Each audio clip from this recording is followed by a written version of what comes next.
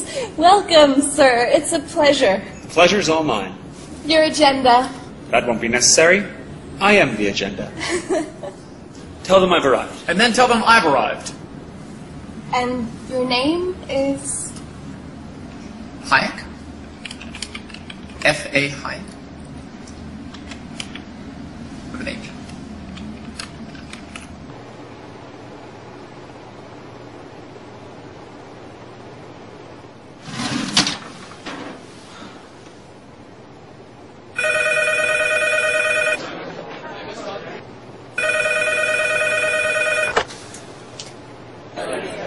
Freddie.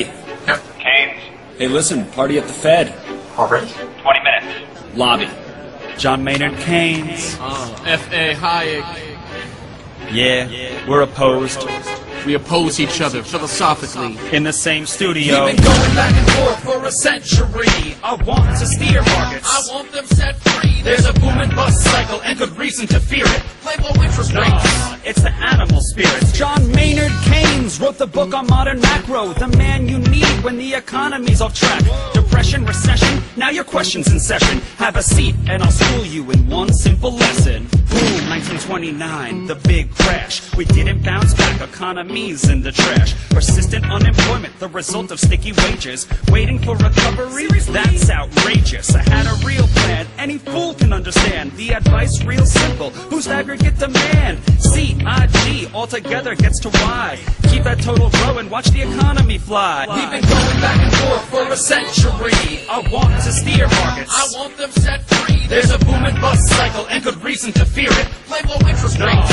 It's the animal spirit. You see, it's all about spending. Hear the register cha-ching. Circular flow, the dough is everything. So if that flow is getting low, doesn't matter the reason. We need more government spending. Now it's stimulus season, so forget about saving. Get it straight out of your head. Like I said, in the long run, we're all dead. Savings is destruction, that's the paradox of thrift. Don't keep money in your pocket or that growth will never live. Because business is driven by the animal spirits, the bull and the bear. And there's reasons to fear its effects on capital investment, income, and growth. That's why the state should fill the gap with stimulus, both the monetary and the fiscal. They're equally correct. Public works, digging ditches, war has the same effect. Even a broken window helps the glass man have some wealth. The multiplier driving higher the economy's health. And if the central bank's interest rate policy tanks, a liquidity trap, that new money stuck in the banks. Deficits could be the cure you've been looking for.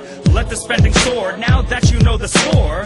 My general theories made quite an impression. Revolution! I transformed the econ profession. You know me, modesty, still I'm taking a bow. So say it loud and say it proud, we're all Keynesians now. We've been going back and forth for a century. I want to steer markets. I want them set free. There's a boom and bust cycle and good reason to fear it. I made my case, Freddie H. Listen up, can you hear it? I'll begin in broad strokes, just like my friend Keynes. His theory conceals the mechanics to change. That simple equation, too much aggregation, ignores human action and motivation. Yet it continues as a justification for bailouts, payoffs by poles with machinations. You provide them with cover to sell us a free lunch. Then all that we're left with is debt and a bunch. If you're living high on that cheap credit hog, don't look for a cure from the hair of the dog. Real savings come first if you want to invest. The market coordinates time with interest. Your focus on spending is pushing on thread. In the long run, my friend, it's your theory that's dead. So sorry there, buddy, if that sounds like invective. Prepare to get schooled in my Austrian perspective. We've been going back and forth for a century. I want to steer markets. I want them set free. There's a boom and bust cycle and good reason to fear it. Play low interest rates. It's the animal spirit. The place you should study isn't the bust, it's the boom that should make you feel leery. That's the thrust of my theory. The capital structure is key. Malinvestments wreck the economy. The boom gets started with an expansion of credit. The Fed sets rates low. Are you starting to get it? That new money is confused for real loanable funds, but it's just inflation that's driving the ones who invest in new projects like housing construction. The boom plants the seeds for its future destruction. The savings aren't real, consumption's up too, and the grasping for resources reveals there's too few. So the boom turns to bust as the interest rates rise. With the cost of production, price signals relies. The boom was a binge, that's a matter of fact. Now it's devalued capital that makes up the slack.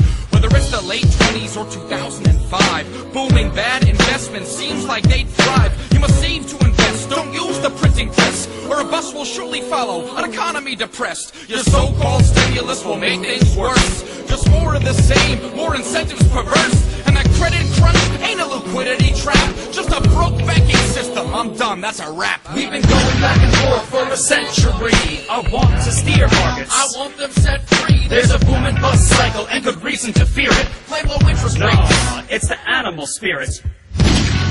The ideas of economists and political philosophers, both when they are right and when they are wrong, are more powerful than is commonly understood. Indeed, the world is ruled by little else. Practical men who believe themselves to be quite exempt from any intellectual influence are usually the slaves of some defunct economist. The curious task of economics is to demonstrate to men how little they really know about what they imagine they can design. They've been going back and forth for a century.